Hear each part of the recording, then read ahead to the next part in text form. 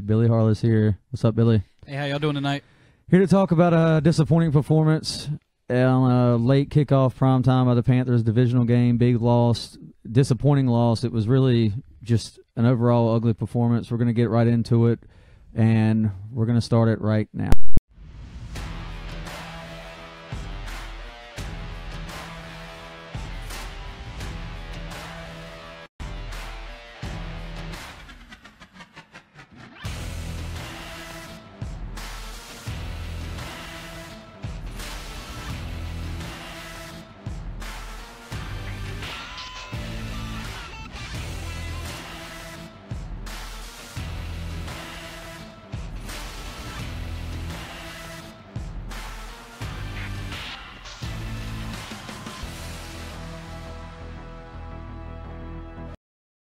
So what's up, guys? We're back. We're gonna, somehow jump right into this pool of just ugliness that was today's game. Billy, what are your first thoughts? I guess I'll start with you. Well, I started the day I asked for a birthday wish. Yeah. Oh yes, happy. Yeah. Everybody, jump in the comments. Wish Billy a happy birthday. It is his birthday. He turns a big 3-1 today, and he feels like he's 60. But and now he probably feels that much older after the anxiety he just went through watching this game we had to endure. Yeah, so I asked for them to win for my birthday. It didn't happen. A simple wish. A simple wish. The simple wish of also winning 2 fantasy matchups, which may not be happening.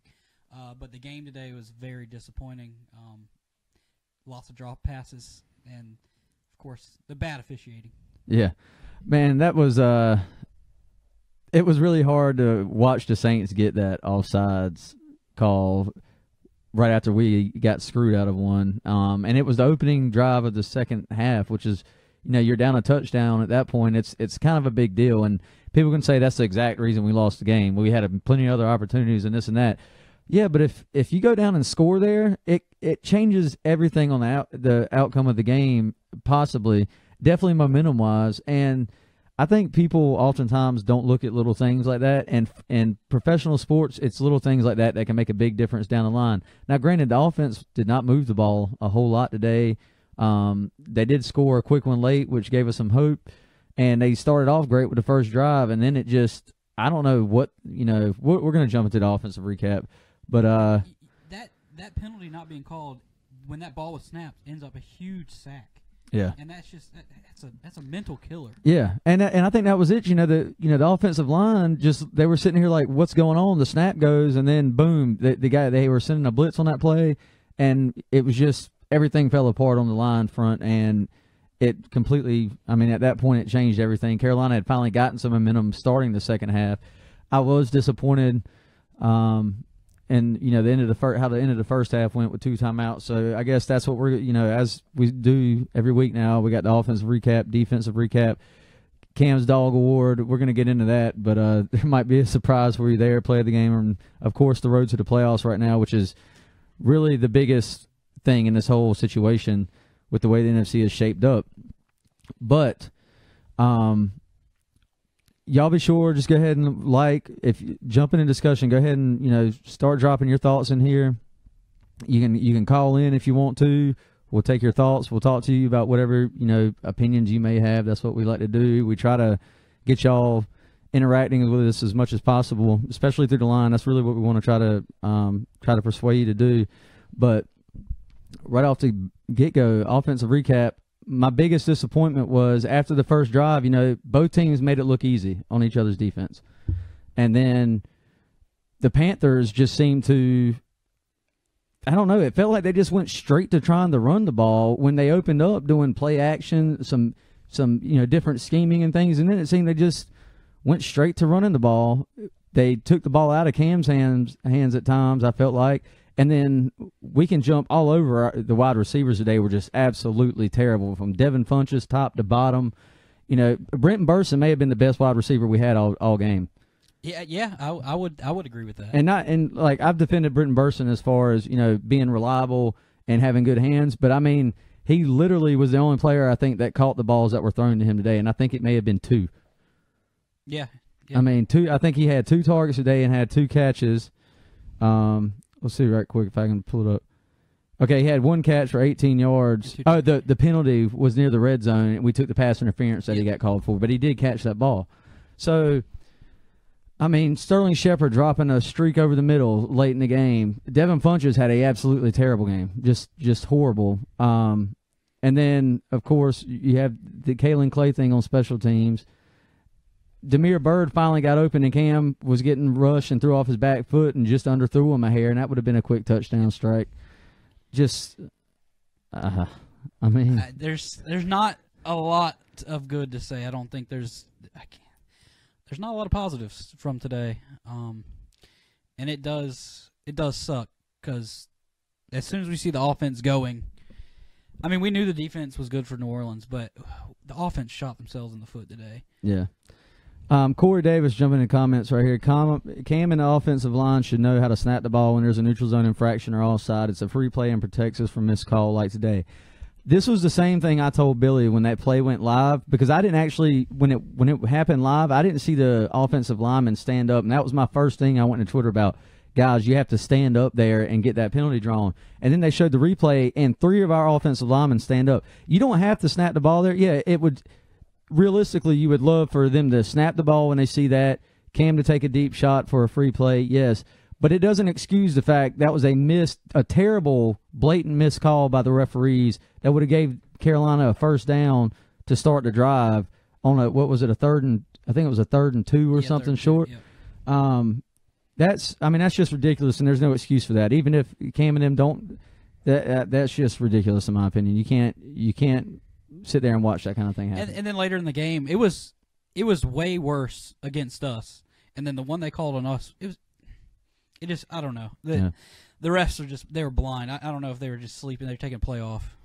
Michael Blackman up here saying Shep caught his. I think no, he didn't. He had one where Cam put it just over the defender's hands. It hit off his, and he juggled it and nearly came down with it in the end zone, but it ended up hitting the ground. For what would have been a touchdown or a big play at the goal line. Anyway, he dropped that one. He did have another catch early in the drive, the first drive in the game, where he ran for like 19 yards, and that was perfect, beautiful drive. That was what you wanted to see. And then it was like we came out, and what was it, the drive before the last one, we ran 3 straight plays, running plays down 2 touchdowns, and I'm sitting here like, where's the urgency? You're in damn New Orleans against Drew Brees and Sean Payton. You can't stop their offense, and they're up 2 touchdowns, and you're sitting here running the ball, even if it's 3rd and 2. I don't care. At this point, you need to show some urgency and try to move the damn ball. And I mean, we were down 10 at this point, but Drew Brees, the last play of the game before they get to kneel the ball, it's 3rd and long, pass the ball. Yeah, like they were trying to win. It's like I don't know. I don't ever get the feeling. Well, we were never in the situation to win, though. Yeah, that's the thing. What I'm saying is that this is something that we always do. We get away from what's working, and then we never have the intensity on offense. But they want to put the game away. They pass it on 3rd and long instead of giving us the ball back or kicking a field goal. Here's kind of my thing on beginning of games for the NFL and teams and defenses, and I've kind of defended the Panthers' defense on this all year, is even if the team drives down on that first drive and scores and makes it look easy, it doesn't define the game, because Carolina is infamous for, it doesn't matter who they're playing, the team typically is going to get in the red zone most of the time, and they're either going to kick a field goal, score. It's normally one of those two. But they adjust so well and fix things as the game goes through. And that's exactly what New Orleans defense did. But then Carolina, like I said, they waited until they were in an absolute hole with minimal time left to start making these calls. Because, I mean, the passing game was there all game. Granted, the receivers were terrible today. Well, I mean, we can't stress that enough. But you can't go away from it when you're down 2 scores. I mean, I think what we needed to go away from was all the screenplays. They were blown up the entire game, and we continued to go to them. The pitch out behind the blockers, the screenplay. It was blown up every time. Why we didn't just rip that page out of the playbook today, I don't know, but that's Shula. Yeah, that was one of the things I put on Twitter was, hey, Mike Shula, how about let's call a pass play that actually the pass goes past the line of scrimmage for once. I mean, you're throwing all these. They're getting, like you said, they're getting blown up. McCaffrey's getting blown up in the backfield. Funchess missing a block, which you can't. You want your receivers to be able to block anyone they come across, cornerback, whatever. But that's not. You can't rely on that. I mean, in real life, realistically, you just can't rely on your receivers to make great blocks all the time like that. And to be throwing those constantly is just, especially when you're down, you're risking, number one, loss of yardage, which is what happened the majority of the time, and then it's putting you in long situations. The Panthers' offense isn't built, A, to come from behind, and B, to make up second and third and long situations. It's just not going to happen. The Panthers' offense is built for third and manageable, and it wasn't there today. Yeah. I mean, for a lot of the game until late, and by that point it was already too late. Cam Newton here, 17 of 27, 183 yards, 2 touchdowns, no interceptions, 2 sacks for 16 yards, a QB rating of 107.5, which is just, I mean, it really defines how the game went today, in my opinion. Like, Cam was there. They didn't actually run him as much as I'd like, and I felt like there was a couple times I did complain where he had all day to throw, didn't take off, and then he took a sack instead of just throwing the ball away, rolling out. He had a lot of time. There was a couple plays where he had 5-6 seconds, and I don't know. Cam would usually take off by then, and we always say, you haven't taken off in time, you haven't taken off in time. Today he had plenty of time, and he still wasn't taking off. And then the sacks are not throwing the ball away. He was there when he needed to be. His receivers didn't help him at all. I don't know how. It's just. It's disappointing. It's really the worst. Josh Norris went on Twitter earlier, Roto World fantasy football analyst. He also worked with WFNZ and Charlotte radio station, years ago. And he was up there talking about, he tweeted after the game, he said, Cam's going to be in a bad mood this week. And I tweeted him back, I said, well, he absolutely deserves to be with the way the wide receivers played. And I said, I don't know what kind of game plan that was that they went into this game with, but it was terrible. And he said, oh, yeah, absolutely. He said he has every reason to be upset with how everything went down today. Just terrible. Like I said, that was him. Cam, again, leading rusher for the game, 6 carries, 51 yards. Jonathan Stewart, 11 carries, 45 yards. McCaffrey, 6 for 16, 112 total. Hit the 100 mark again. Didn't feel like it.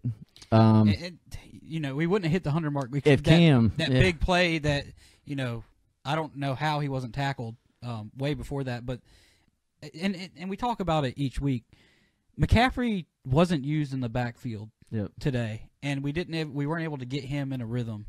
And that's what really, I mean, when we see him not getting a rhythm, he doesn't do much. And it was like the first quarter, he wasn't even on the field for a majority of our snaps. Yeah, and one of the things, Den, we were talking back and forth on Twitter with Den from the Keep Pounding podcast, our buddies over there, and Den was talking about how Mayo was involved so early on defense. But I think it was the same situation kind of with McCaffrey. Mayo was in a lot. Davis was battling hamstring issues all week during practice. McCaffrey had shoulder soreness, and a lot of, analysts outside of Carolina were kind of thinking he might be an inactive today with that shoulder injury, though that was never the report. As we kept talking about all week, that was never the report from inside Charlotte. And he did end up being active, obviously. But the first drive, he was in there like 2 plays. But that first drive looked great. And then, not that him coming in later affected anything. It just seemed like the whole game plan shifted after that next drive didn't work out. And they just wanted to try to keep pounding the ball. And I'm fine with that. But when you go down 2 scores in New Orleans against Drew Brees, against Sean Payton, you should know by now. Look, when we played the Jets, we went for it on 4th and 1 or 4th and 3 on the first damn drive of the game. And we're sitting out here in New Orleans, just pissing away time and timeouts. The end of the first half, 46 seconds left, get the ball at the 25-yard line. And, I mean, I get you have to play it safe. You've made a comeback. You've got some momentum. And you don't want to turn the ball over. But you have to – sorry, guys, I'm getting a phone call. This might be somebody, but I'm going to finish the statement. I think you have to at least take one shot. You have 2 timeouts. You go for the big play. If it's there, you I mean, you get it, and if not, Cam throws it away, and then you ice the clock. You know, don't you? What do you think? Yeah, I said, hopefully they come out and throw the ball. And I said, nah, we're gonna go into halftime, and we're gonna run the ball, and that's exactly what they did. I would like to see the risk at the end of the half. We're getting the ball back after halftime. I want to see the risk. At least throw one long pass. Try something. Yeah, that was, like I said, my biggest thing with that whole situation is like all I could think about that whole game at that point was you went for it on 4th and 3 against the Jets in New York in a game that you should have no problems winning. All right, guys, I think we have a phone call. Hold on 1 second. Call from Jack from Hello? Walsenburg. Oh. to accept, press 1. To send a voicemail, press Jack. Yeah. Hey, buddy, what's up? How's it going, man? It's going good. Real disappointed. How you guys doing? I mean, we could be doing better. I'm sure you could be as well. Man, disappointing loss today. Thought for sure we were going to show up and, give them a thing today. Defense didn't show up. Didn't think they would. Didn't make any adjustments. Poor officiating on the offside call. Piss poor offensive calls. Just want to wish my boy Billy a happy birthday. And who that, Billy? Who that going to beat them Saints? I know you a Saints fan, Billy. he's calling you out for being a former Saints fan and fan of Reggie Bush. That started it. You want me to explain? You did. Who is this? What was your name again?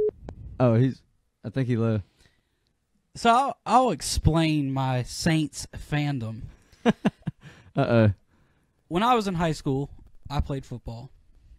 Reggie Bush was in college. Yep. Reggie Bush went to the Saints. I liked Reggie Bush because I was a running back at one time. I also went to high school with Von Johnson's son. He played for the Saints.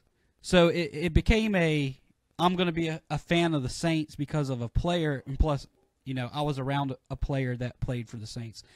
I'm a huge Drew Brees fantasy fan, but after that, I'm not a fan.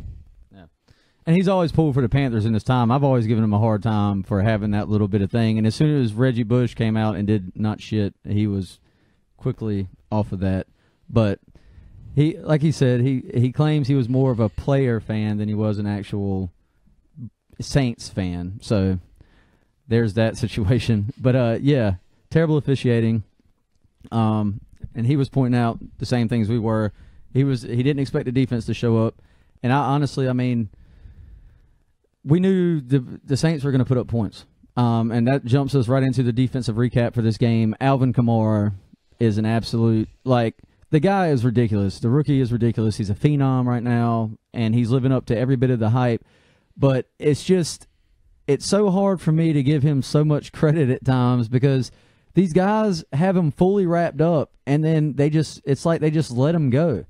And, one of the things the other defenders that have played against him have said is the side of the body that he gets hit on when going for the tackles, they say it's like he just lets it go limp, and it causes them to almost go right through him. And that looked exactly like what happened today. I mean, it was time after time, missing tackle. I mean, we're talking about Thomas Davis, Luke Kuechly here. These are guys that should be making these tackles. Kurt Coleman, Wes Horton and Kurt Coleman both missed one on that second touchdown he had today. Yeah.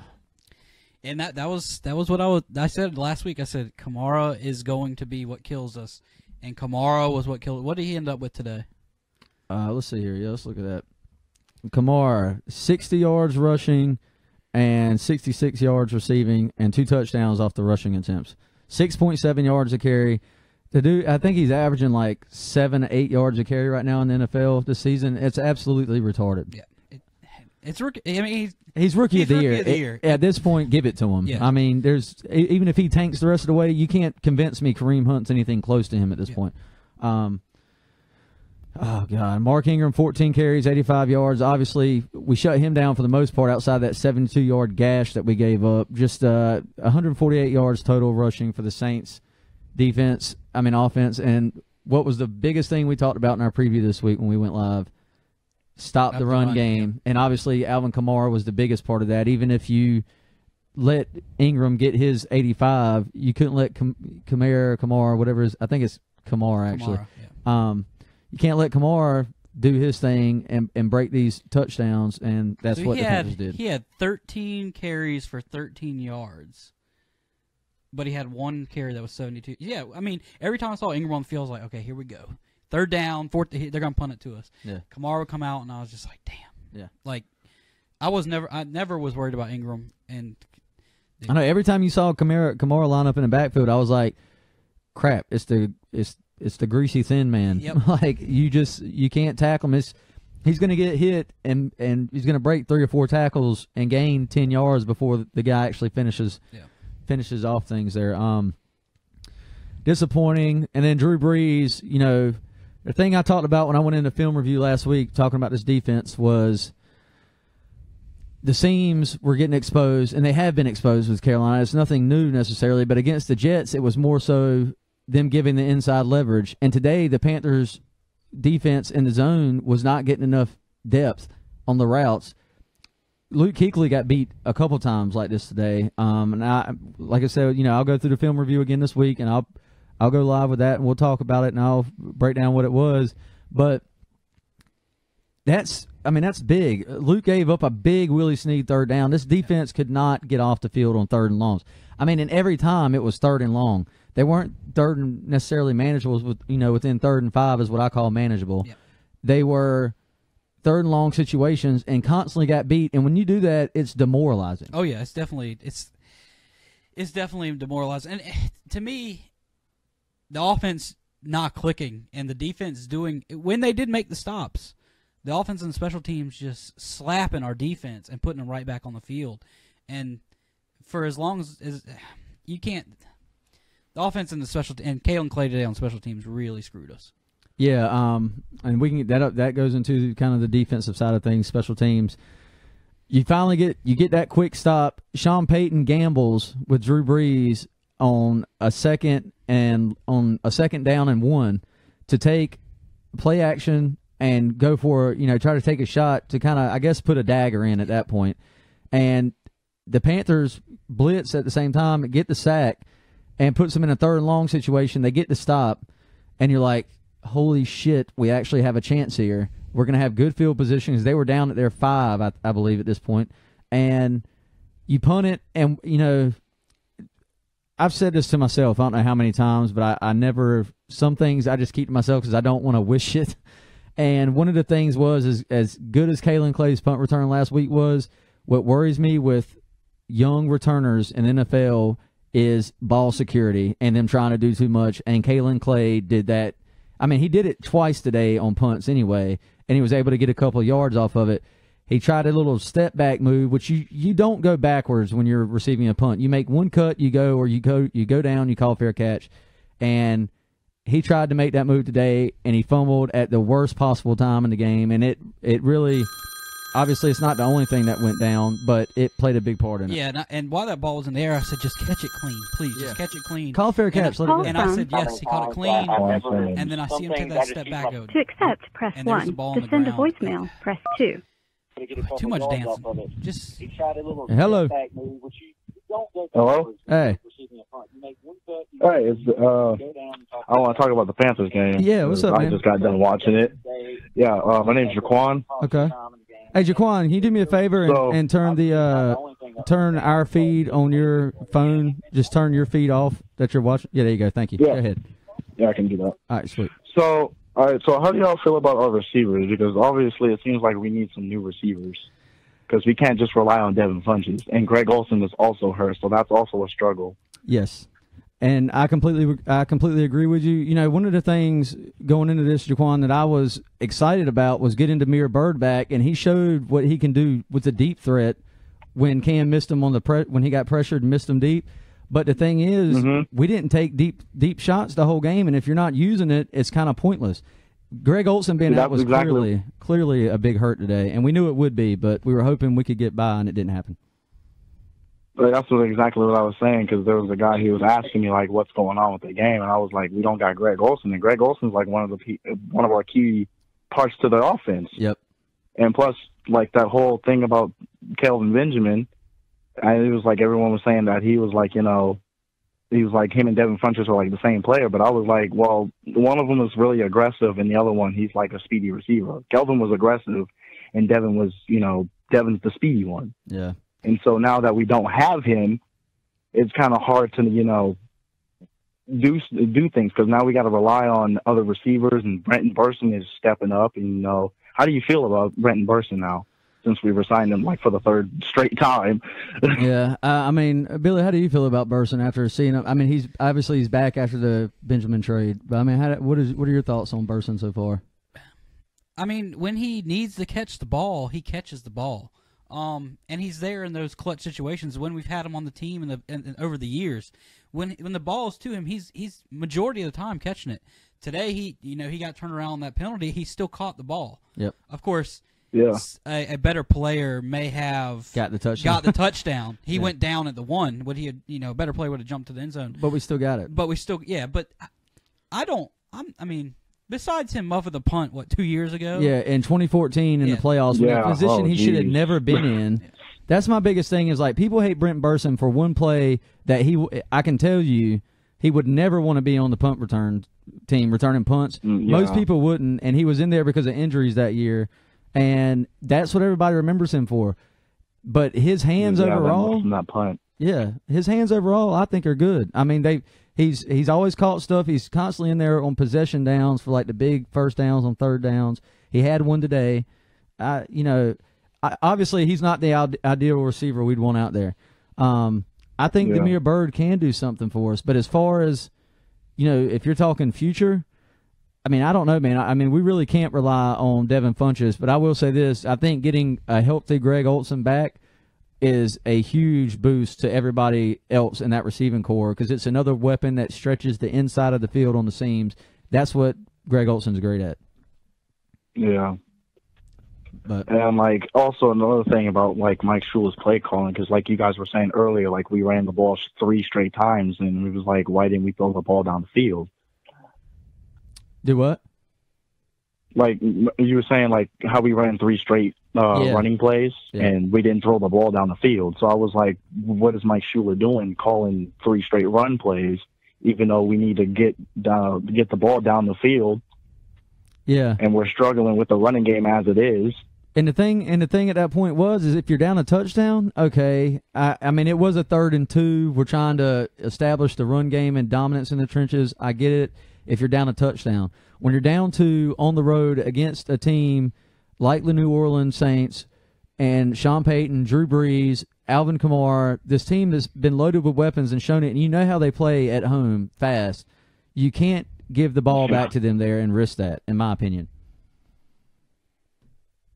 Yeah, that's exactly like what I've been saying the whole time, what I've been explaining to people, because they've been saying, well, Carolina might actually have a chance. And I was like, we might, but the only thing is that if our defense can stop Kamara and everybody else because you can't always rely on Kuechly to make tackles and cover everybody. The secondary's got to do the same thing. Yep, exactly. I mean, one guy can't do it. Football is the definition of a team game if you're going to stop people. So, exactly. I completely agree. Well, I appreciate you calling, Jaquan. I hope you watch the game next week and give us a call back again. Oh, I definitely will. Thank you for having me. Oh, yeah, absolutely. Yeah, thanks for calling. Yeah, appreciate Jaquan calling. Look, like I said, y'all can call. The number's right there, 704-665-0489. You can express your thoughts. Jordan Biddy is up here. I hope I pronounced your name right, Jordan, your last name. He commented up here on Billy saying, I immediately disregard anything the guy in the UNC shirt says. I don't know if it's the UNC. I think he might be referring to you being a former Saints player maybe fan. Saints fan, but if you're not a Carolina 2017 champion, okay, that's what I say. Still got it till the end of the year.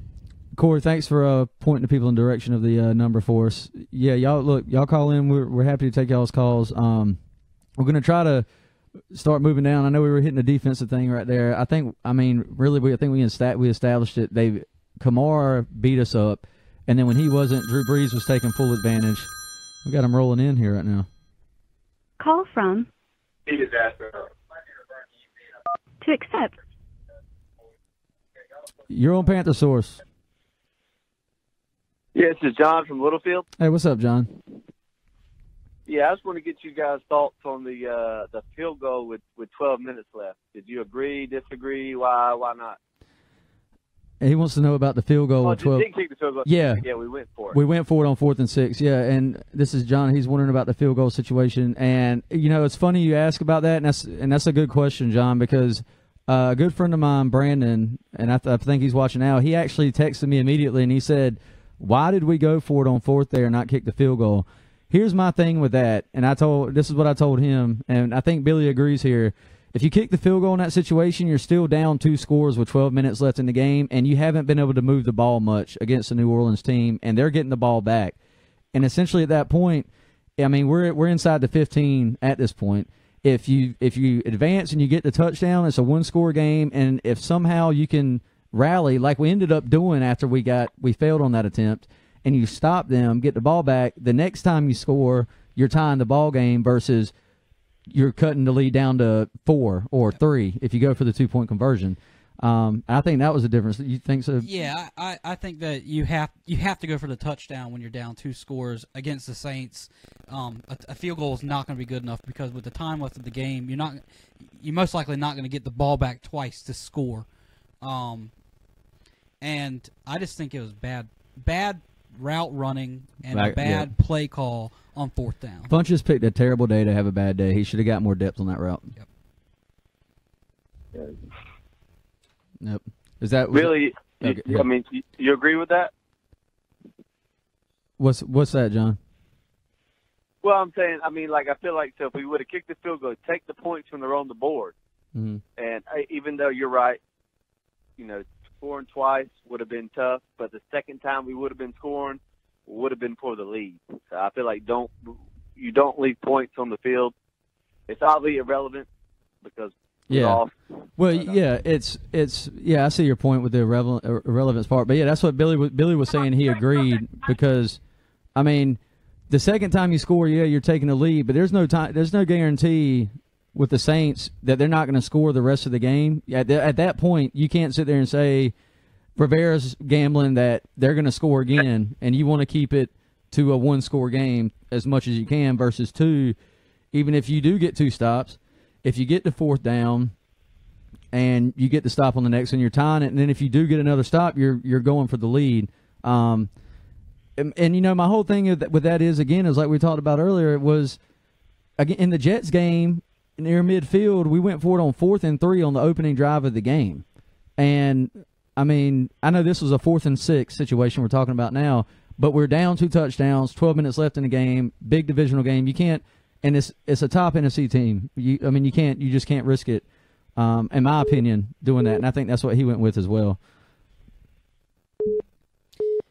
Yep. That was the One same. more question. That was the same. Yeah, go ahead, John. Yeah, just what do you men think about maybe Derek Anderson getting a few snaps in every now and then? He wants to know our thoughts on Derek Anderson getting a few snaps. No. Yeah. Go ahead, Billy. I'll let you take this first one. Cam is an MVP quarterback. Today, you can't blame Cam. Are there other times that we can blame Cam? Yes. Last week for the errant throws, we can blame Cam. This week we can blame the wide receivers. Call from Kevin. To accept, press 1. To send a voicemail. Rolling in. Kevin, you're on Panther Source. What's up, buddy? Yeah, he had to go. He said he had something come up very quick. Go ahead, Kevin. What's good with you, brothers? What's up, man? I got a question. Do you think it's time for the Panthers to go in a new direction as far as the coaching and the offensive coordinator? New direction for coaching and offensive coordinator. I wouldn't be against the Panthers trying a new offensive coordinator. I've said that. I have also stated I don't think everything falls on Mike Shula at times. This is a time where I think a lot of it falls on Mike Shula. I don't know what this game plan we had going against the Saints was. It obviously started great on the first drive, but like I said, it seemed like we just completely my thing with Mike Shula is he doesn't make adjustments. When things don't work, he doesn't make adjustments. I feel like Mike Shula is just too old school. Like, he's not versatile out there on the field. and especially with the like, weapons. Run the ball up the middle 3 times in a row. Like he's garbage, man. Yeah, especially given the weapons and versatility we hit in the draft with like Curtis Samuel and even Kalen Clay and Demir Bird at this point. They're speedsters. We've been needing speed, and now it seems like we're not using them the way we used Ted Ginn or somebody else, and he doesn't even rush the ball. I mean, Ted Ginn was just a flat receiver that had speed and could get separation. I mean, Billy, what do you think? What was the question again? I can't hear your phone. What you think about the OC and head coaching situation? I think today it was on Shula, like you said. Other times it's us not putting what he's put on the paper. We're not executing. Today it was on Shula. Like I said, the screenplays that were blown up all game, and we continue to go back to him. What he saw, I don't know what he saw, but what I saw was it didn't work, and he continued to go back to it. The one time he did go back to something that worked was that slant 2 times in a row. Yeah. That was on the same possession where we went for it on 4th down. I would like to see that slant 3 times in a row. Yeah, and Funch just dropped a second when the first one was batted.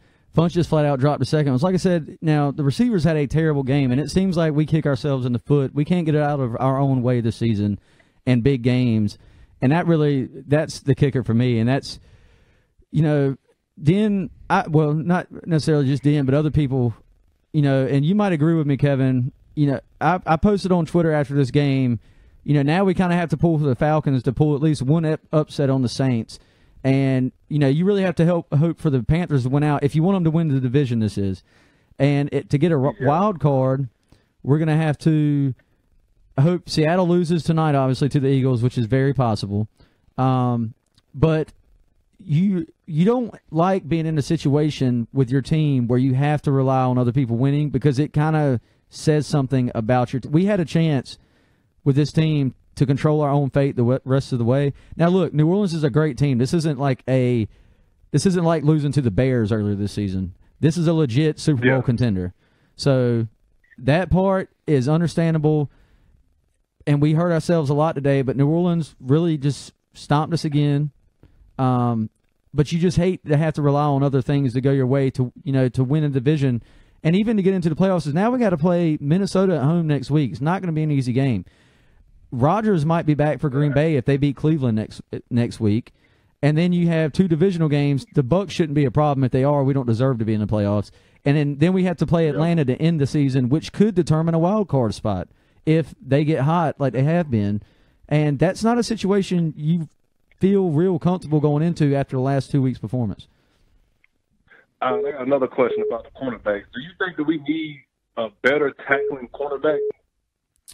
Who are you referring to as far as the tackling cornerback? Or both of them? I mean, probably Rowley. I don't think he's a good tackler at all. I don't either. And, if you look at the games, if Luke Kuechly ain't there to make the play, the cornerbacks do not make the tackles. They let them run right past them. Yeah, I mean, Coleman, like I said, Coleman missed tackles, Worley missed tackles. Bradbury got beat on a few plays today. And I've noticed, and, if y'all follow us on Twitter, it's at PantherSource, by the way. Go ahead and, if you're on Twitter, you need to follow us there because we talk with a lot of other Panther fans and analysts and stuff. But Bradbury thrived in a zone system much like Josh Norman did in Carolina last year.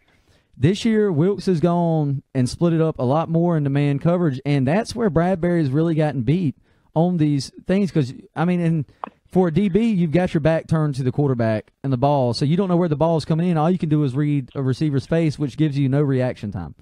And I think that's one of the biggest issues. But when they went to zone today, Breeze would shred them on the seams again because they weren't getting enough depth and pattern matching on the zone plays, and that's something you have to do. Go ahead, Billy. I saw you wanted to say something. Well, he was talking about the tackling, and that was last week. I said if our secondary doesn't come up and tackle and wrap up, we will get killed by Kamara, and it happened. Coleman it's like he might as well just cut his arms off. Yeah, he doesn't use them. He's just trying to knock people out with his head, and you've got to wrap up. That was my thing with Shaq Thompson when Kamara scored on that 4th and goal. Shaq Thompson had Alvin Kamara dead to rights at that goal line, and he knocked the hell out of him. Yeah. And I'll give him credit for that. But if you're going to throw shoulders at Kamara, you just go ahead and go home because you're not going to beat them that way. You have Luke Kuechly coming in behind you, and I feel like Luke Kuechly let up on that play some as well when he shouldn't have, and that's uncharacteristic of him. But Shaq Thompson just needs to bear hug him and tear his ass to the ground. You can't. Yeah. This is Alvin Kamara. You've talked about all week how you've got to swarm and wrap up and tackle him, and you just go up there and lay a hard shoulder hit on him, and it spins him around and he falls into the end zone. That's tackling 101. Yeah. I don't know. It was frustrating. But I appreciate you calling in, Jaquan. I hope you'll join us next week and call in again, discuss hopefully a win over the Vikings. All right, buddy. I will. All right, man. I appreciate it. All right. We got y'all's comments rolling in here. Want to jump on some of those right quick.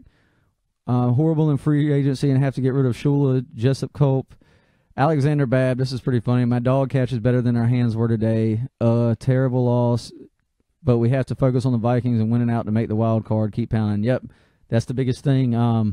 Yeah, our receivers had hands like a deer is more like I would say. Yep, I got a buddy calling in here. Call from. Hey, it's Brandon. Down from Farm. What's up, Brandon? Hey, man, how you doing? I'm doing good, buddy. How are you? I just want to short time, 2 minutes. Why in the hell does that guy next to you have a Carolina fucking shirt on? Brandon's asking, and look, guys, I'm sorry. We normally have Billy a headset here, but for some reason today we did not hook it up so he can hear these phone calls. So I'm having to relay messages to him. But Brandon wants to know why the hell you have on a UNC Champions T-shirt. Billy is getting slammed for his UNC gear today. Haters. Still the champs until March. Yeah, Brandon, we got into this last night. Well, some Panthers fan you are to wear some fucking basketball gear during a fucking NFL season. I'm a superstitious person. When we played the Saints last time, I wore my Panther shirt. Oh, the Saints. We're going to bring the Saints up now. Okay, who dat? Are you from New Orleans or what? He said, are you from New Orleans or what? You going to bring up the Saints now, that who dat myth? Oh, my gosh. But no, I'm a superstitious person. Last time I wore my cam shirt, I wore one of my mini cam shirts, and today I was getting dressed. I said, I'm not going to pull it out for today's game.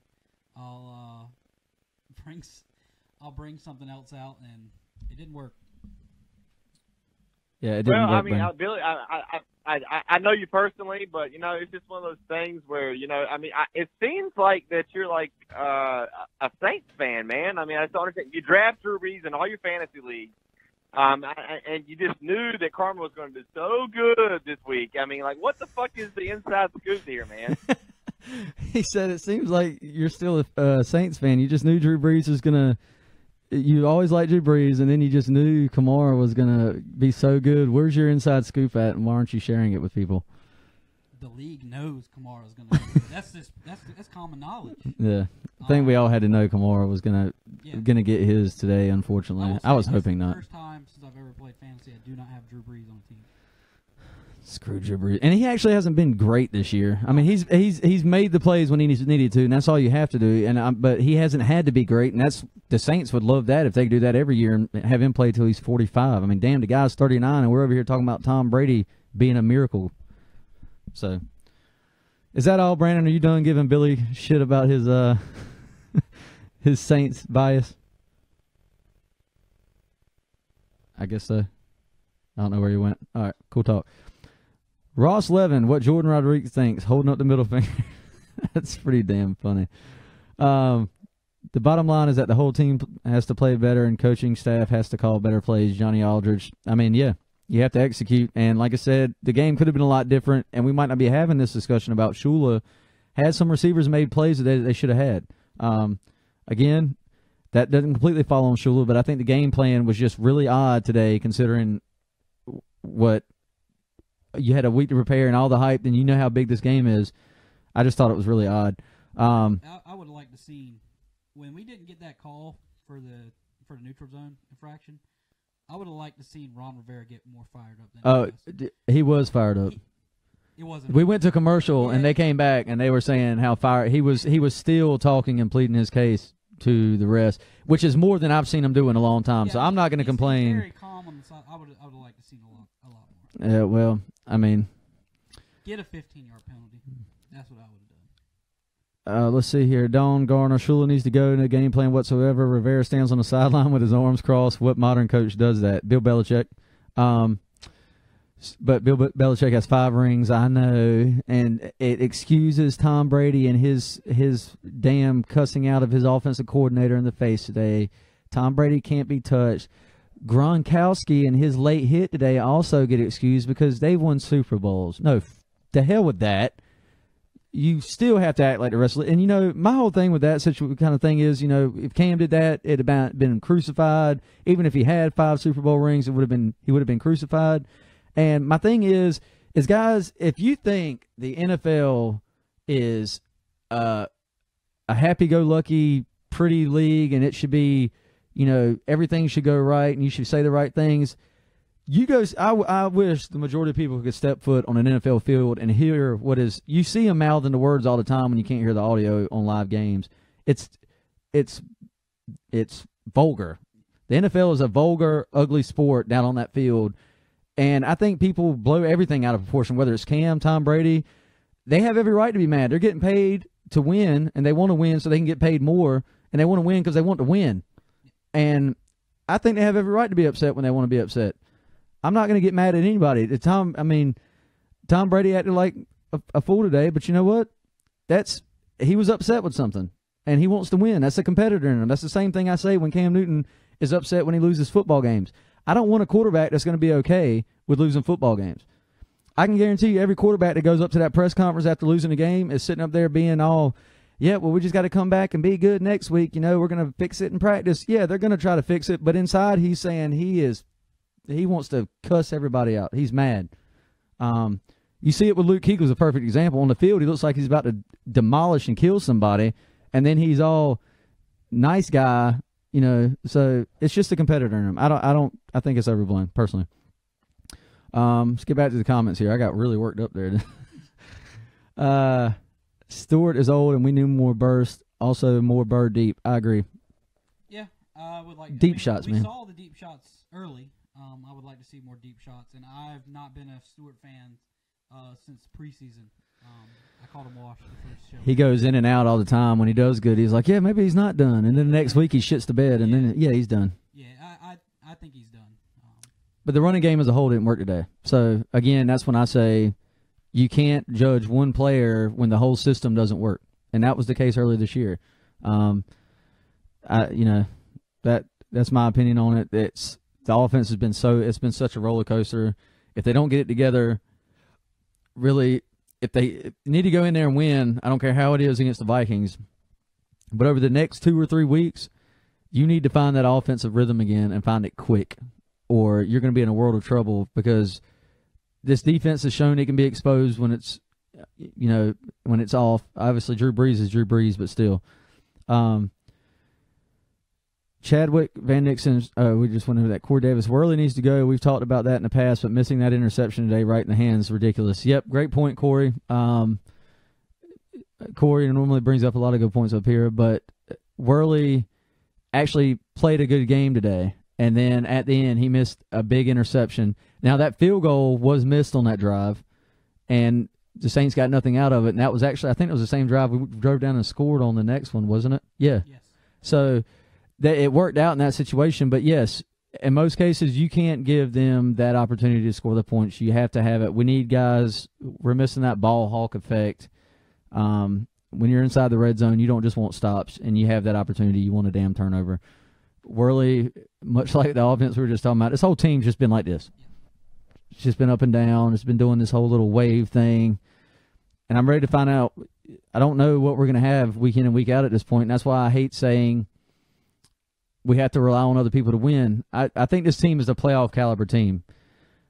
But with the way the NFC is shaped up this year, it's not. It wouldn't be easy, and they're going to have to. I feel like they need to show a lot more consistency if they're going to make a run through the playoffs. You know, right now, let's go ahead and talk about the road to the playoffs. And here's the secret: the surprise we were talking about with Cam's dog award and player of the game. There is none. There's none. Cam was his own dog today. Player of the game, it would have to go to Cam, in my opinion, because he's the only one that played a half. I'll give it to Addison. Mario, that's a great point. I agree with you, actually. Good point. Addison has done work against the Saints. He got pressure today. He had, 2 sacks? Yep, and he had multiple pressures, it seemed like. I'll go back, yeah. See, yep, 2 sacks. Panthers as a whole got 2 sacks on Breeze today for 17 yards, which was both Addison. Breeze was 25 of 34, 269 yards and a touchdown. Then, of course, Kamara added the other 2.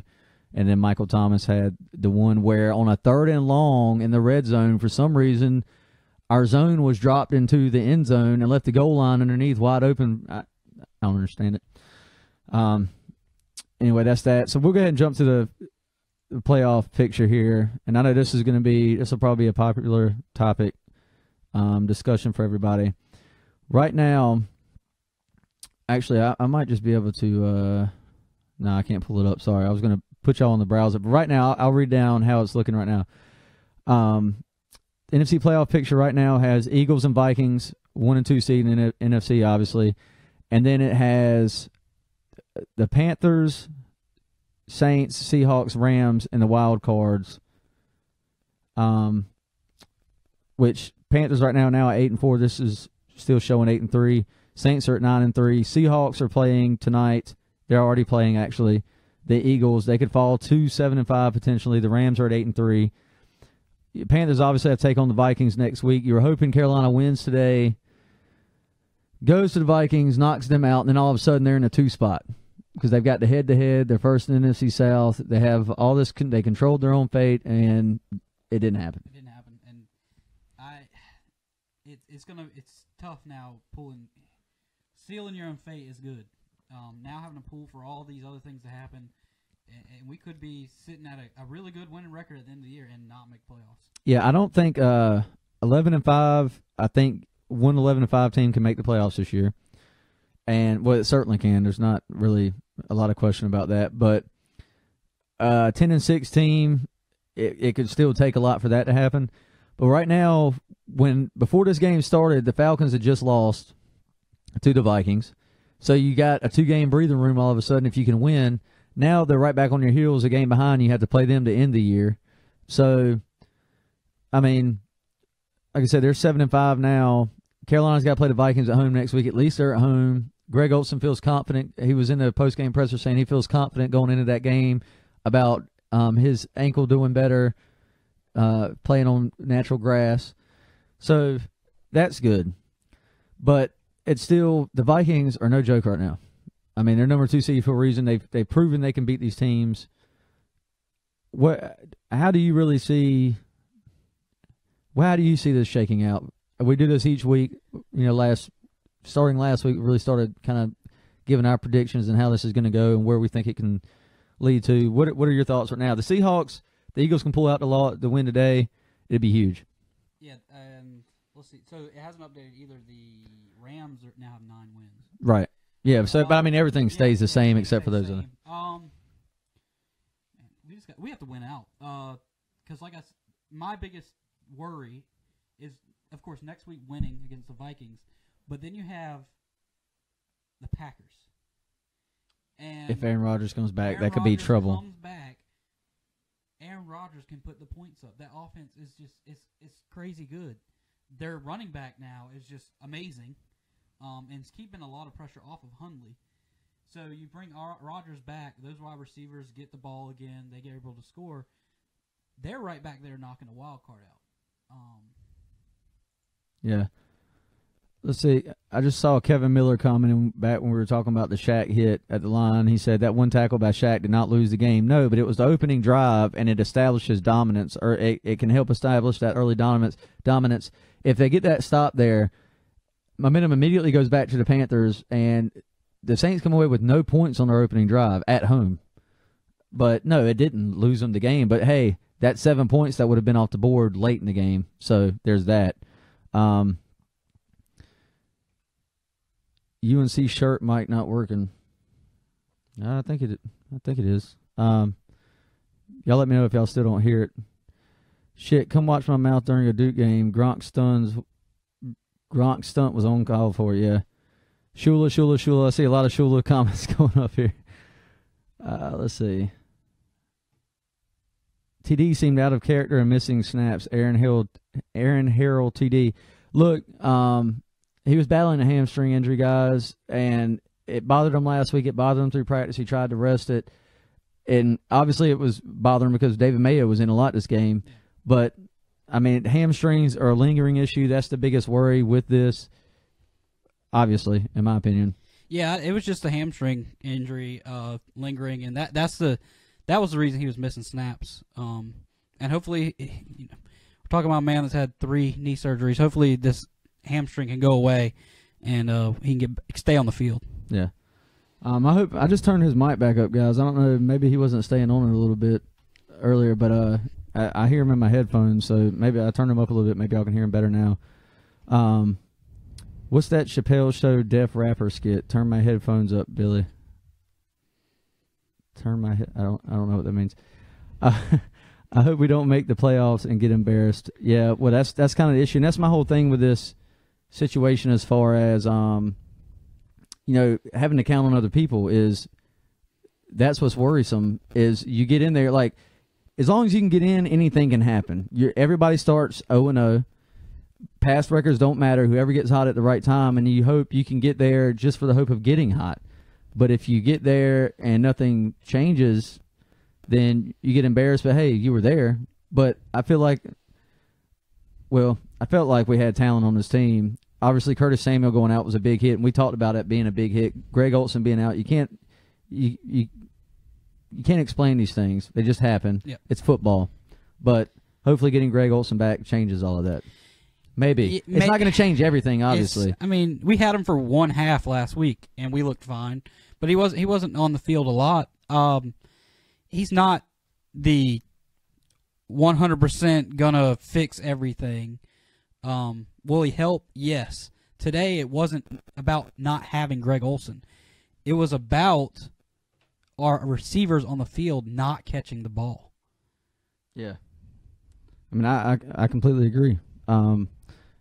Receivers, this is Rivera's classic thing is missed opportunities. And, they missed opportunities today. Like I said, Cam still had over 100 quarterback rating, which kind of tells you he had a fine game. I do wish they had kind of got him more involved running the ball. He scrambled late in the game. I wish he'd have taken a couple other scrambles earlier. But some of the calls that were designed draws at the time, that was just bad. The run game wasn't there, and there were some times when Shula called up, hey, look, we're going to run Cam on this play, and today it was on Shula also. Yeah, I mean the game plan altogether. But Sam, I'm gonna read some of y'all's comments here. Try to jump back on this. Y'all are piling them in there. Keep them coming. Let's see. Absolutely thrilled with Panthers loss. Good for Cammy. Lee Stambaugh. Oh, we're getting trolls in here now.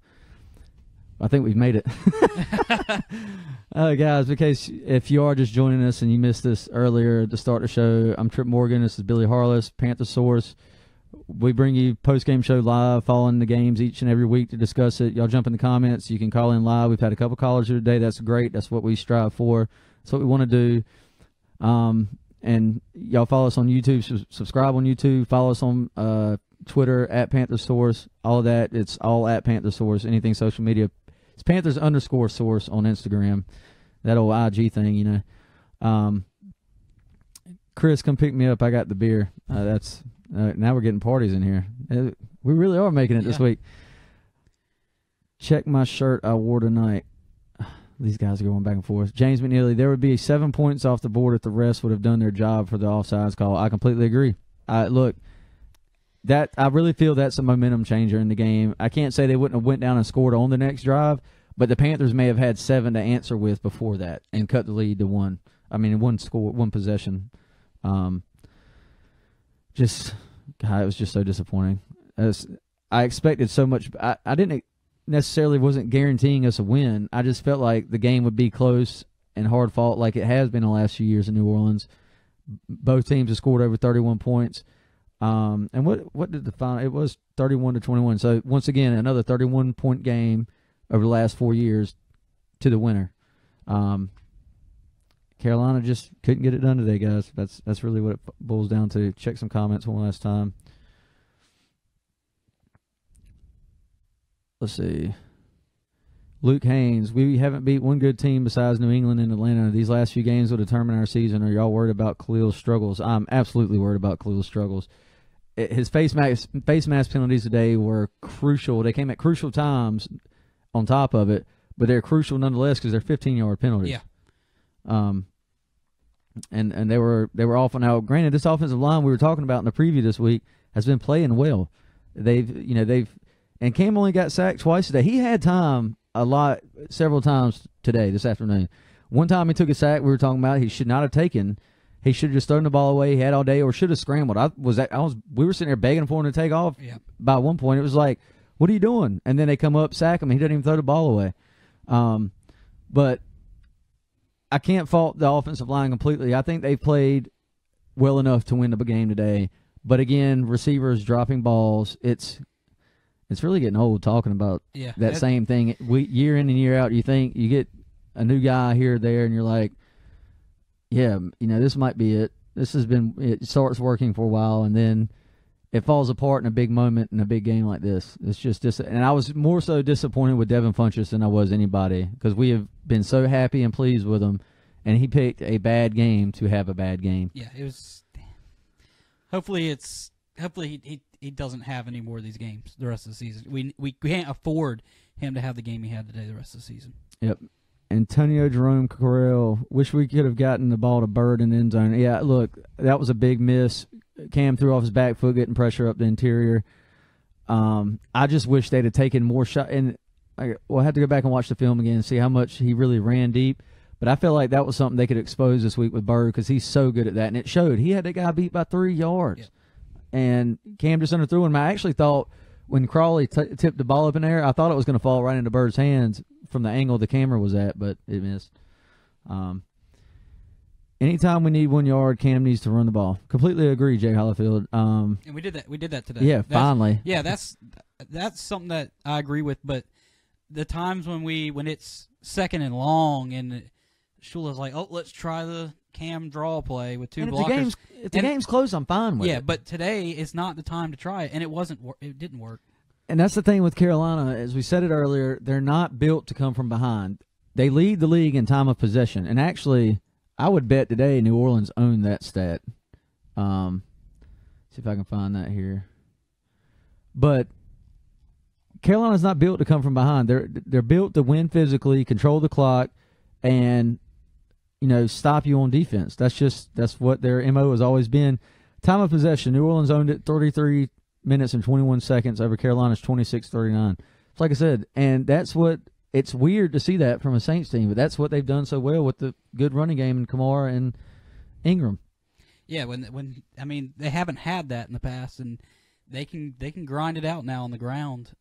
And Drew Brees isn't going to make a lot of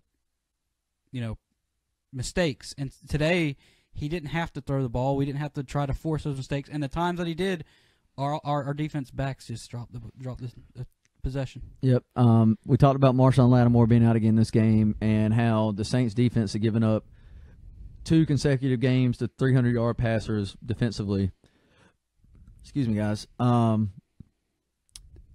Carolina had total 279 yards today on offense. New Orleans total 400. 12 drives by New Orleans to 11 to Carolina. And, when the Panthers after both teams scored easy on the first drives to open the game, we're like, okay, here we go. It's going to be the shootout we were talking about. And then both of them stopped each other for 2 drives. And when Carolina got to stop on New Orleans, I was like, uh-oh, we can get a leg up here. And this is when you get 2 drives in a row that stall, and you're like, you can't win games, and you can't win games in the NFL kicking field goals. It's really likely not going to happen against the Saints, but you have to get down there, and it's big when Carolina isn't driving. They have those opportunities, and it costs them late in the game again. So I will say, San Francisco showed you can win games today kicking field goals. Well, they were all. Who were they playing? They were playing. I don't remember who they played. They were not playing the Saints. Chicago. Yeah. They were playing Chicago. Yeah. I mean, shit. If we could have got down on Chicago, we might have beaten them with field goals too. But instead, we decided to fumble the ball into their hands for touchdowns. Anyway, and that loss is really killing us right now. Yeah, that loss hurts bad. Chris is up here. He's killing me. Talking about streaking on the show. Look, I can see y'all right there. Look, there you go.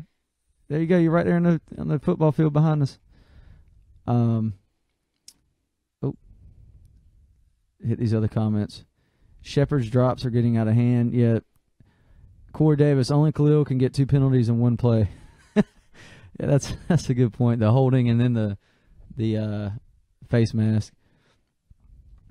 Kevin Angle, our offense has no firepower. Takes way too long to move the ball. Absolutely no explosive plays. And that's really what it's missing, though. Like, Carolina can still control the clock and have those explosive plays here and there. And when that's hitting, I mean, and this is kind of any team, I guess, but when that hits, that's what Cam Newton's at his best. And it opens up everything for him in that running game. But that's why, again, I felt like they didn't use Cam in the running game as much as they have, and I feel like that really hurt them. Read a couple more comments, and we're going to get out of here, guys. Next week, our offensive line will definitely have to step up or we will lose. Blake Holden, I'm so tired of these draw plays from 20 different formations. No originality in the play calling. I agree. Our defense killed us. Breeze only had one touchdown, so we couldn't even stop the run. Yeah. And that's you're right, Brandon. Yeah, that's what we said last week on the show was we had to stop the run. If you couldn't stop the run, it could get ugly, and it would be tough for the Panthers' defense, and that's exactly what happened. So our defense was not wrapping up. Nope. That thin, greasy guy, greased up man, as I like to call him, like the Family Guy episode, where he's just like greased up and everybody, you get the town, whoever catches them in the town wins like a prize or something. I can't remember what the prize was. And everybody tries to grab him, but nobody can. That was Kamara today, just a greased up guy. Anyway, guys, we're going to get out of here. Like I said, y'all be sure to like and follow us here on Facebook. We're on Twitter at PantherSource. I appreciate y'all joining us today, giving the calls in. Subscribe to us on YouTube. We drop all our stuff in there. But, yeah, I think that's it. Look, keep pounding. I hope maybe next week we're talking about a big win over the Vikings and keeping us even more in contention for that wild card spot. And maybe we're also discussing a Falcons win over the Saints. Maybe. Yeah.